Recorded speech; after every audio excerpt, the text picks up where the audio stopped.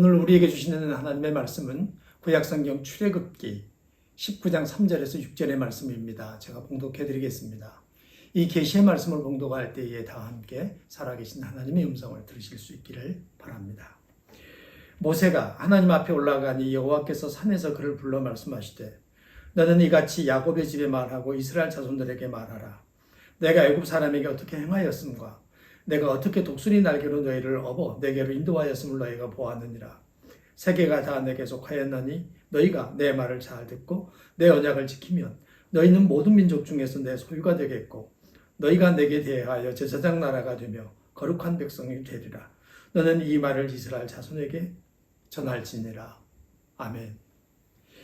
현대인을 지칭할 때에 노마드라 부르는 경우가 있습니다. 노마드는 유목민이라는 뜻입니다. 양을 치는 목동들은 일정한 거처가 정해져 있는 게 아니었기 때문에 초장을 따라서 여기저기 이곳저곳으로 이동하며 살았습니다. 정처 없이 떠도는 사람들, 그들이 유목민이었습니다. 그런데 현대인들은 콘크리트로 요새 같은 집을 지어서 아파트에 살고 있는데 현대인을 이름하여 유목민으로 부른다면 뭔가 좀 맞지 않는 것 같은 느낌이 듭니다. 그럼에도 불구하고 그 내막을 들여다보면 고개가 끄덕여지는 면이 있습니다. 집은 견고한 아파트에 살고 있지만 사실은 현대인들은 직장을 따라서 여기저기를 떠돌며 옮겨 다니면서 살아가고 있는 것이 현실입니다. 결국 시대는 달라졌지만 신유목민이라고 불러도 과하다는 생각이 들지 않는 그런 현실입니다. 유목민들에게는 약점이 있습니다. 늘 이곳저곳을 떠돌아다녀야 되기 때문에 어디에 뿌리를 깊이 내리고 거기에 소속되어 살지 못한다는 점입니다. 초지를 따라서 여기저기 옮겨 다니면서 살아야 되기 때문에 특정한 집단이나 특정한 공동체에 소속되어 살기가 어렵습니다. 출애굽한 이스라엘 백성들도 마찬가지로 그랬을 것입니다. 현대인들도 그렇습니다. 소속이 불분명하게 되면 사실은 사람들은 고립됩니다.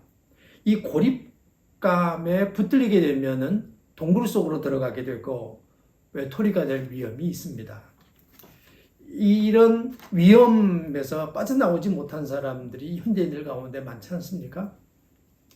하나님은 이스라엘 백성들이 출애굽한 다음에 이 문제에 대해서 지금 얘기를 하고 있는 겁니다. 모세를 통해서 이스라엘 백성들에게 말씀하시기를 동굴 속으로 들어가서 홀로 지내지 말아라 이렇게 얘기하는 겁니다. 대신 제사장 나라 거룩한 백성이 되어라 이런 당부를 지금 하고 있습니다. 하나님은 이스라엘 백성에게 말했습니다. 세계가 다 내게 속하였나니 세계가 다 하나님께 소속되어 있다 이런 얘기입니다. 인간은 정처 없이 이곳저곳을 초지를 따라 떠돌지만은 그러나 하나님께 뿌리를 받고 있다 이런 얘기입니다. 소속이라는 영어 단어는 belonging입니다. 근데 그 내용을 정의할 때 to love and to be loved 이렇게 정의합니다. 사랑하고 사랑받는 것이 소속됐다는 말의 의미라는 것입니다. 여러분들은 사랑받으면서 살아가고 계시나요? 그러하길 바랍니다. 그걸 느끼시나요? 그렇게 되길 바랍니다. 사람들의 사랑은 변덕스러워서 이게 바뀌지만 하나님의 사랑은 변함이 없습니다. 회전하는 그림자가 없습니다. 하나님은 우리를 한결같이 사랑하시죠. 사람들은 매력이 있으면 사랑하고 매력이 없으면 버립니다. 귤 알맹이는 빼먹고 껍질은 버리죠. 그러나 하나님의 사랑은 그렇지 않습니다. 하나님은 매력 없는 우리를 사랑해서 매력 있는 사람이 되게 하시고 세상을 늘 기쁘고 행복하게 살아가도록 만들어 주시죠. 우리는 하나님의 사랑을 받으면서 살아가는 백성들입니다. 이스라엘 백성들도 그러했습니다. 출애굽하는 과정에서 하나님께서 얼마나 그들을 사랑하는지 이스라엘 백성들은 확실하게 보고 느꼈습니다. 그래서 하시는 말씀입니다. 4절에 보면 내가 어떻게 독수리 날개로 너희를 업어 내게로 인도하였음을 너희가 보았느니라. 하나님은 이스라엘 백성들을 애굽에서 건져내실 때 독수리 날개로 업어서 그들을 구해냈다. 이렇게 얘기하고 있습니다. 이스라엘 백성들이 애굽 군대에 쫓길 때 하나님은 그들을 업어서 홍해를 건너게 하신 것이죠. 그리고 쫓는 자들의 손아귀에서 벗어나게 하셨습니다. 하나님은 자기 백성들을 그렇게 사랑하셨습니다. 과거에 이스라엘 백성들이 그런 사랑을 받았다면 오늘은 우리가 그런 사랑을 받으면서 살아가고 있습니다. 그러므로 이제 다시 우리가 해야 될 일이 있다면 사랑하는 일입니다. 하나님의 사랑을 받았으니 하나님을 사랑하면서 살아가는 것이 우리에게 과제로 남아있는 것이죠. 저는 대학 공부를 할 때 알바를 하고 장학금을 받아서 학교를 다녔습니다. 아버지가 일찍 돌아가셨고 어머니 홀로 우리 형제를 기르셨기 때문에 우리를 대학까지 보낼 수 있는 능력이 없었습니다. 우리는 각자 살아남아야만 했습니다. 저는 대학 2학년 때를 기억합니다. 각자 살아남아야 했는데 그 살아가기가 고된 하루살이로 살아가기가 참 힘들었습니다. 한 끼 밥을 사 먹는 돈이 300원 정도였는데 그 돈이 없어서 기숙사 식당을 기웃거리면서 배를 채워야만 했습니다. 그래서 하나님 앞에 엎드려 많이 울었습니다. 그리고 저를 데려가는 게 좋겠다고 하나님께 말씀드렸습니다. 제가 크리스찬이니까 자살을 할 수는 없잖아요. 그래서 하나님 저를 데려가시는 게 좋겠습니다. 그러면서 눈물 골짜기를 지났습니다. 제 앞에는 건널 수 없는 강이 있었고 오를 수 없는 절벽이 거대하게 서 있었습니다. 근데 되돌이켜보면 어떻게 그 강을 건너고 언덕도 넘어왔는지 놀랍기만 합니다. 하나님께서는 저를 업어서 그 강을 건너게 하시고 업어서 그 담을 뛰어넘게 하셨습니다. 은혜, 그랬습니다. 오직 은혜, 하나님의 놀라운 은혜였습니다. 이스라엘 백성들을 업어서 독수리 날개로 업어서 홍해를 건너게 했던 하나님께서 저도 건너게 하셨습니다. 아마 여러분에게도 그렇게 하셨으리라 믿습니다.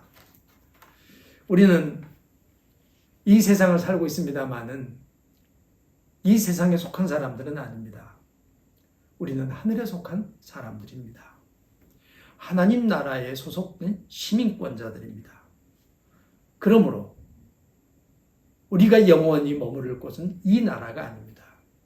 우리는 잠시 이 나라에 머물다가 우리의 본향인 하늘나라로 돌아가게 될 것입니다. 왜냐하면 우리의 소속은 하늘나라이기 때문입니다. 하늘에 속한 사람들, 하늘나라로 돌아갈 사람들은 이 세상을 살아갈 때 조금 달라야 합니다. 우리는 잠시 여기 파견 나와 있기 때문에 그렇습니다. 근데 어떤 사람들은 자기 소속을 잊고 마치 파견된 곳에서 영구히 살 것처럼 행동하고 받은 사랑을 잊어버립니다. 그래서 사랑하는 삶을 살아가지 않습니다.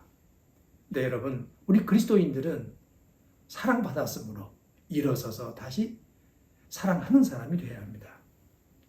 그 소중한 역사의 구체적인 첫 번째 과제가 제사장이 되는 것입니다. 제사장, 백성들의 죄를 가지고 하나님께 가서 용서받고 그 용서받은 소식을 가지고 돌아와서 백성들에게 기쁨을 주는 존재, 그가 제사장입니다. 그래서 제사장은 다리를 놓는 사람입니다. 죄인과 사랑 많으신 하나님 사이에 다리를 놓는 존재, 그가 제사장입니다. 하나님은 우리에게 너가 세상 살아가면서 그런 제사장이 되어다오, 이렇게 당부하셨습니다. 여러분, 가정에서 제사장이 되시기 바랍니다. 허물 많은 아이들의 약점을 가지고 하나님께 가지고 가서 그것을 깨끗하게 씻어서 다시 돌아와 아이들에게 기쁨을 주기도 하고, 힘들고 어렵게 살아가는 사람들에게 돌아와서 다시 그들에게 기쁜 소식을 전해주기도 하고, 그렇게 제사장으로 여러분들이 살아가시면 여러분이 받은 사랑을 하나님께 보답하면서 살아가는 생이 되는 겁니다.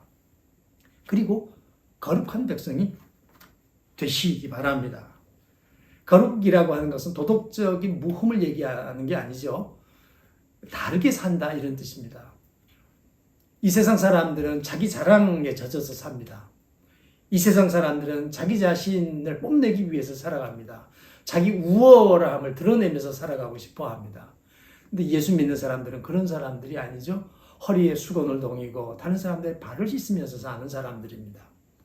예수 믿는 사람들은 기쁨으로 다른 사람을 섬길 뿐만 아니라 인생을 어떻게 사는 것이 바로 사는 것인지를 밝히 보이면서 사는 분들입니다.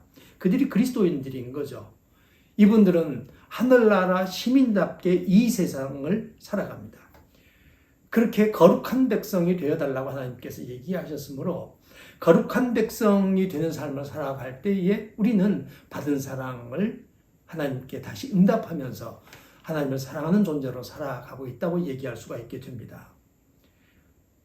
그런 삶을 여러분들이 살아가시면 여러분을 통해서 하나님을 만나는 사람들이 많이 나오게 될 것입니다. 예수님은 우리를 부르셨습니다. 너 가서 사람 낚는 어부가 되어다오.